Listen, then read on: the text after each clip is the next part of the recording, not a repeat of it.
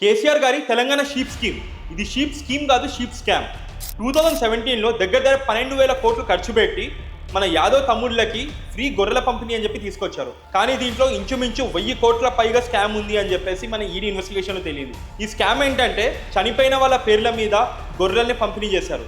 అదే గొర్రెలను తీసుకెళ్లి మళ్ళీ వేరే స్టేట్లో, ఆంధ్రప్రదేశ్లో, కర్ణాటకలో, మహారాష్ట్రలో అమ్మారు. మళ్ళీ అవే గొర్రెలని మళ్ళీ తెలంగాణ గవర్నమెంట్ కొనుక్కొని మళ్ళీ తీసుకొచ్చి మళ్ళీ చనిపోయిన వాళ్ళ పేర్ల మీద మళ్ళీ పంపిణీ చేశారు. ఇవన్నిటికీ రికార్డ్స్ లేవు. ఏవైతే రికార్డ్స్ ఉన్నాయో అవే ఇన్ఫర్మేషన్ మన దగ్గర ఉంది. ఈ స్కామ్లో ఇంకొక ఇంట్రెస్టింగ్ పాయింట్ ఏంటంటే, ఒక బైక్ మీద 124 గొర్రెలను ట్రాన్స్పోర్ట్ చేశారు, కార్లో 168 అండ్ అంబులెన్స్లో ఇంచుమించు 70. మరి ఇంత దారుణంగా స్కామ్ చేశారు. ఏంటంటే మేము దొరకము, మేము మళ్ళీ గవర్నమెంట్లో వస్తాము, మా రూలే నడుస్తుంది అనే ఒక ధీమాతో ఉన్నట్టున్నారు. మన తలసాని శ్రీనివాస్ యాదవ్ గారైనా, మన కేసీఆర్ గారైనా. తలసాని శ్రీనివాస్ యాదవ్ గారు ఎందుకంటే అప్పట్లో అనిమల్ హస్బెండరీ మినిస్టర్ ఆయననే. ఇంత పెద్ద స్కామ్ ఆయనకు తెలిసి జరిగిందా, ఆయనకు తెలియకుండా జరిగిందా, లేకపోతే ఈయనకి దాంట్లో ఉన్న భాగం ఏంటి? ఇలాంటి ఒక ఇన్వెస్టిగేషన్ని రేవంత్ రెడ్డి గారు ఏసీబీ నుంచి తీసుకెళ్లి ఈడీకి అప్పచెప్పారు. ఇప్పుడు ఇంకా తెలంగాణ ప్రజలు చాలా క్యూరియస్గా వెయిట్ చేస్తున్నారు. దీంట్లో ఇంకా ఎవరెవరు పేరు వెళ్తాయి, ఒక లిక్కర్ స్కామ్ తర్వాత ఇంకొక షీప్ స్కామ్ ఏంటి అని.